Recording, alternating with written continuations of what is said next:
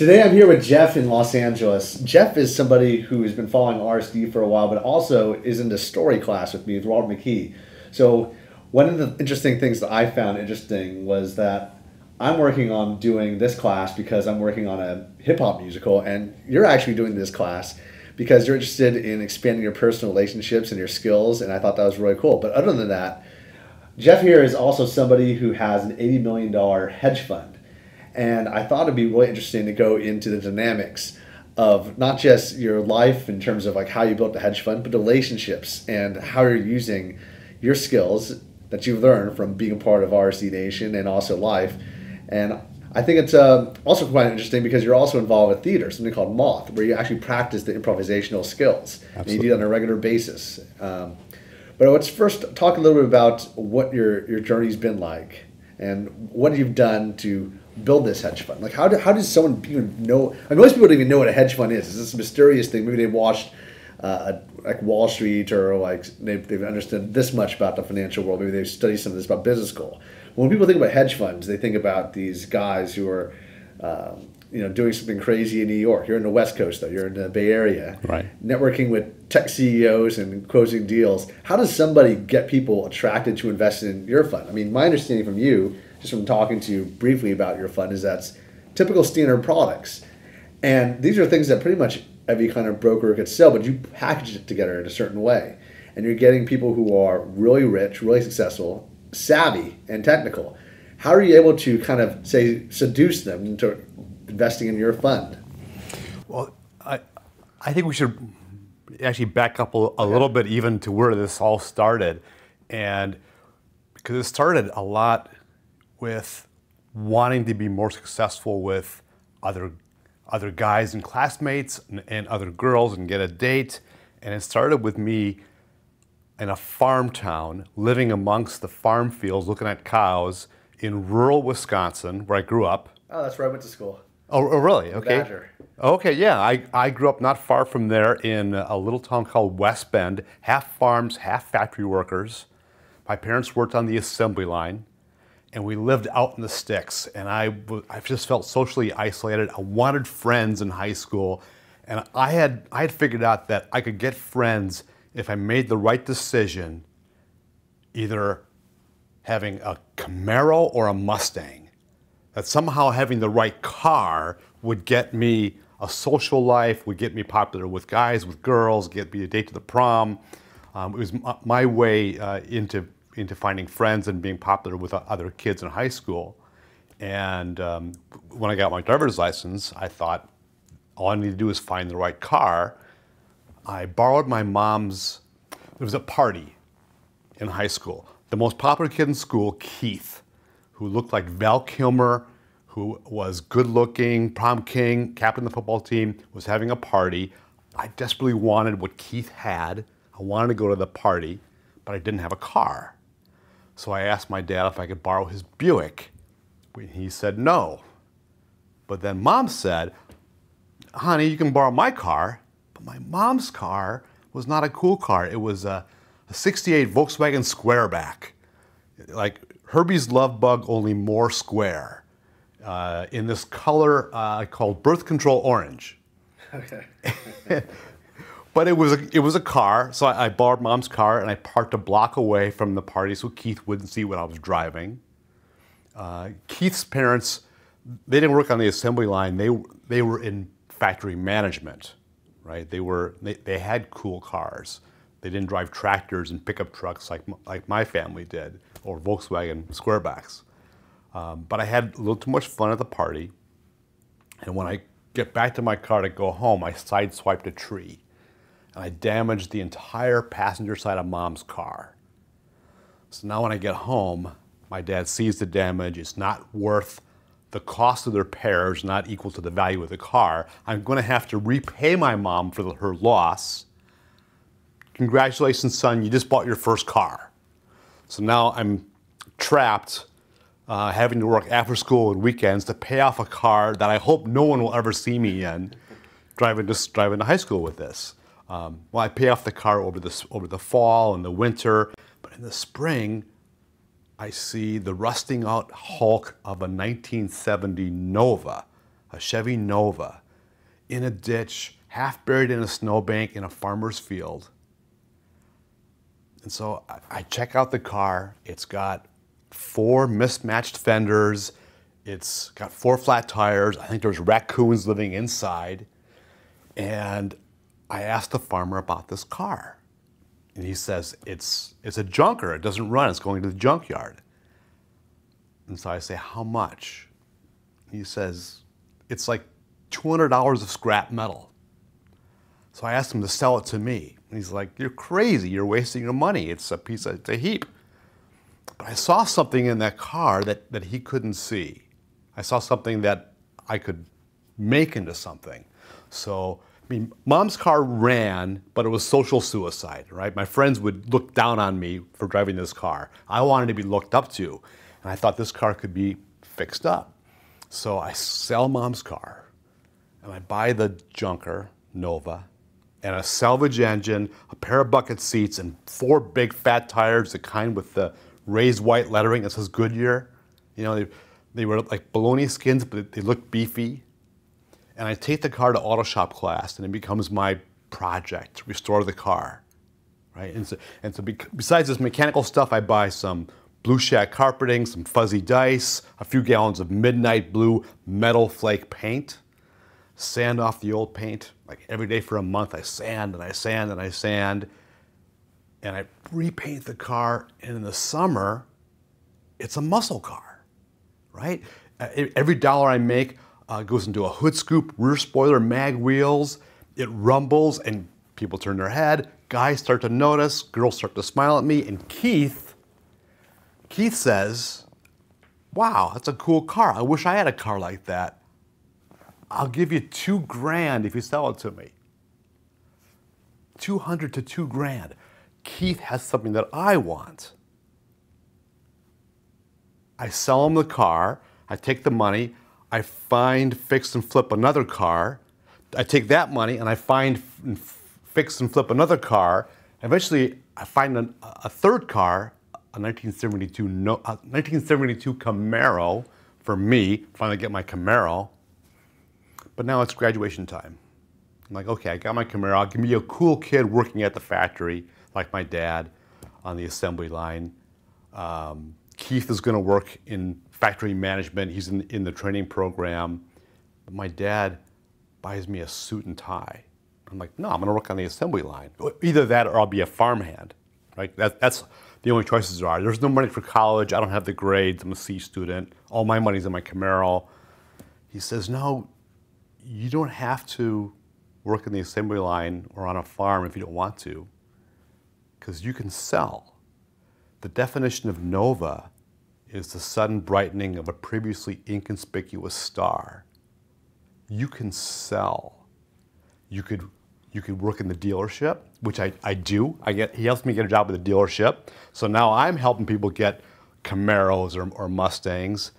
But eventually I take that skill and I become a hedge fund manager, because they say I can see something in undervalued assets that other people can't see. Just a matter of bringing them out. And that is how I became a hedge fund manager. And that was a great story. Well, thanks. You know? We're at a story seminar, so. The conflict, the resolution, another conflict, another resolution. Yeah. You know? All the elements of a great story was there. And I think that what's kind of cool about you introducing yourself like that is that that's also kind of like how you're able to build rapport with other people. I mean, I think that when you're interacting with people and selling them and finessing them, you probably tell them a lot about, you tell them a bunch of stories as well. What are some of the things you talk about when you meet somebody, especially somebody who has a lot of options of people to invest in? Is it more about having drinks and building a friendship and then going into what you do, or is there something that you do that you think that hooks people in? I usually talk about how ignorant we are about finances and about how much we don't know, and I try and share with them all the deception there is in the world of finance and all the ways there are to be fooled, and I help them to not be fooled as much, and because I've certainly been fooled a lot when it comes to marketing and performance numbers and track records. And so mostly I try to let them know that we're similar, and that this world of finance is very puzzling and very confusing, and I'm just trying to help them see through it, and that we're just the same. I've just taken a little more time to try and figure this out. And so I don't have anything fancy that I do. It's just a lot of hard work, sanding and polishing and wrenching, and I take the same approach to managing money as I did to that old Nova, is just doing a lot of hard work and uncovering stuff that might be worth more than everyone else thinks. Mm-hmm. Now, when you're trying to prospect, what are you doing? Are you looking for certain kinds of events to go to? Are you looking to network at a certain kind of crowd or social circles, or are you kind of just building a reputation and people are coming to you? When I did prospect, I mostly prospected when we were going through crisis, like during the last Great Recession in 2009, 10, and 11, and even before that in the 90s when we were at war in the Gulf. Mostly when people were really looking for answers, I just got out there and spoke a lot about what I saw as some of the possible solutions. So I don't prospect anymore, but whenever there was crisis, I try to get out there and try to give some kind of a vision as to how to get through all this. Got it. And well, I mean, the vision that you're probably picturing or putting out there is probably going to be very clear, because it's something that you're probably investing a lot of your own time and your own money into yourself, and people will buy into that. I'm also curious, because your storytelling skills, what you actually talk about when you're at Moth. You're someone who goes out there and you put yourself out there vulnerable, just tell stories. Are you telling your own personal story? The Moth is all personal, true stories told live, and it's anybody. And it reminds me a lot of what RSD does. Moth gives voice to the underheard, which to me is a lot of what RSD does also. Giving a voice to the underdating, the dorks that can't get a date, which I consider myself to be one of those. A way to express, be heard, be seen, connect with others. That's what the Moth does too. And so twice a month here in Los Angeles, twice a month in the Bay Area, the microphone is open. Anyone can put their name in the hat and can tell their story, be seen, be heard, and maybe even go on to a bigger stage at the Grand Slam, or maybe even go on to the main stage and tell it to more and more people.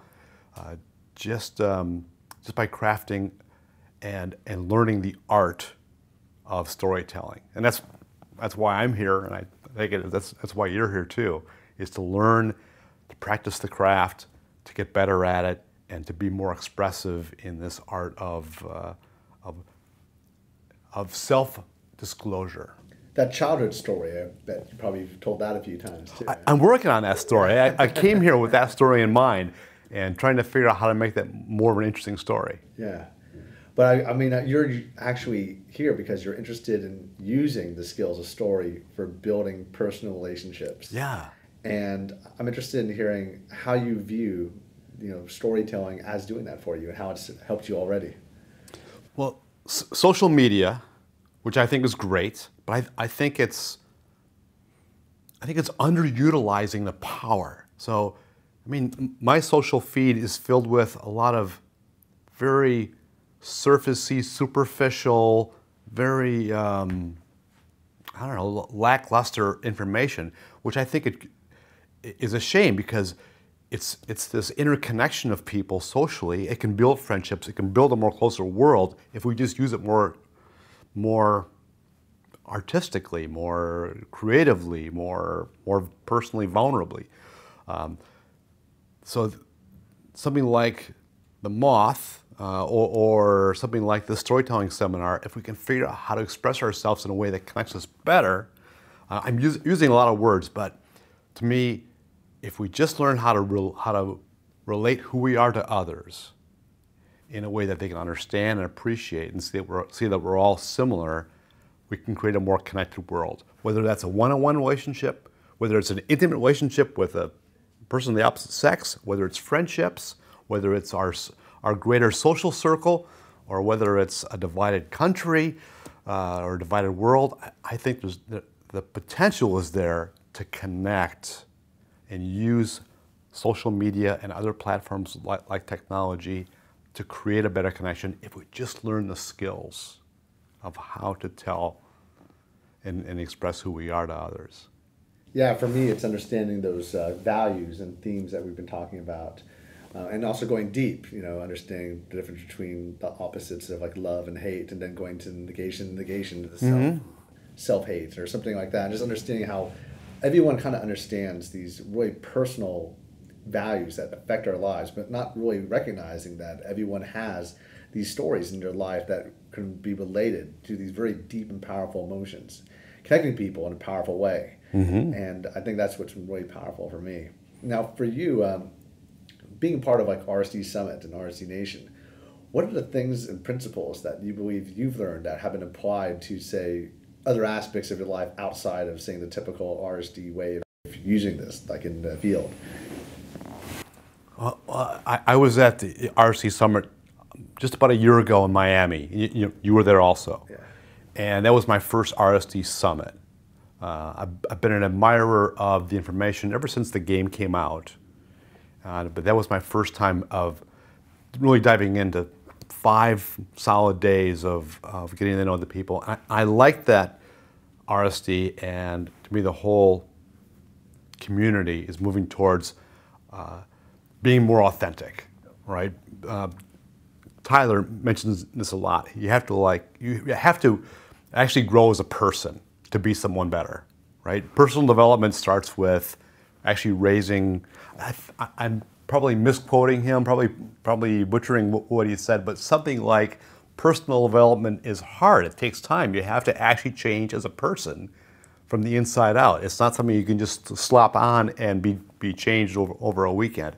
I like that message, and I like the fact that so much of your content seems to be aimed at thorough change, real transformation from the inside out, and not just techniques, routines, or gambits to appear to be someone different. Well, yeah, I mean, in the process of self-actualization and identity level change, everyone goes through certain events and then epiphanies, things that inspire you and then that transforms you. I mean, in order to go from someone who, in your situation, who went from a farm town in Wisconsin to having an $80 million hedge fund, there's got to be events, these inciting incidents that you've had to overcome and then transforms your mindset. What was that for you? The biggest one was wanting something that I couldn't find a way to get and figuring out how to build it, like through the cars. Maybe another one was following a high school crush to another Midwestern city, from my town near Milwaukee to Minneapolis, and then within 90 days having the relationship chill and the weather freeze, and realizing, okay, I left my hometown. I had a trade. I had a career I could apply, but I didn't know how to make relationships work, right? But getting out of my hometown and getting into Minneapolis was a big inciting incident in my life, because it proved to me that I could live anywhere. I could leave home. I wasn't dependent on my parents or that social situation. I could leave and live somewhere else. But it also opened up the next skill is could I figure out interpersonal relationships? Could I figure out how to date women? Could I figure out how to get better at that? Which was the next challenge for me. Okay, making money is great, but happiness, you can only go so far with money, and that's when I got into the whole dating world and the world of personal development in relationships. I wish there was more out there. I feel like RSD is about the only one still doing it to the scale you are. Yeah, and we're about to launch into focusing on those elements that you're focusing on: business, higher purpose, fitness, in addition to the dating advice we already provide. And that's one of the biggest things that have been going on. If you go to a summit now, you will meet a lot of these individuals. Think guys like Brandon Carter from the health and fitness world, From the higher purpose world, Tyler's brought in his personal strategic coaches and mentors. In the business world, we've had gurus who've been huge VCs like Bill, and it's been really cool to kind of just grow that and see how everything's going. But yeah, thanks for the interview. Let's grab a bite to eat. We have to go back to our seminar. Good times. Sounds good, Nick. Cheers. So if you have any questions, please write them in the comments below. Subscribe to the channel. I hope you had a good time. And thanks so much for your feedback. Cheers.